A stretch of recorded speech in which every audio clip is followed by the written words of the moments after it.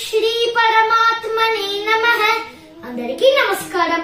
ఈ రోజు శ్రీమద్ భగవద్గీతలోని ద్వితీయ అధ్యాయమైన సాంఖ్య యోగంలోని 31వ శ్లోకము.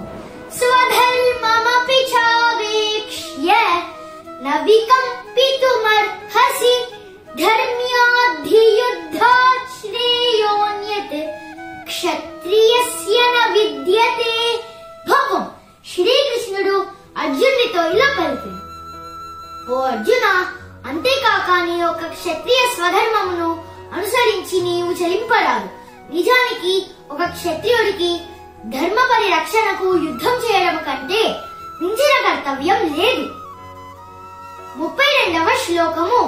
యదృచ్ఛయా చోపపన్నం స్వర్గద్వారమపావృతం సుఖినః క్షత్రియాః పార్థ లభంతే యుద్ధమీదృశం.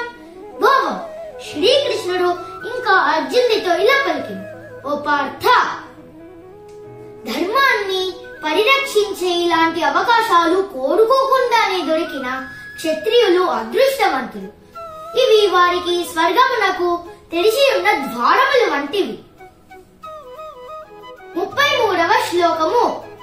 అథ చేత్వమిమం ధర్మ్యం సంగ్రామం న కరిష్యసి తథ స్వధర్మం కీర్తిం చ హిత్వా పాపమవాప్స్యసి.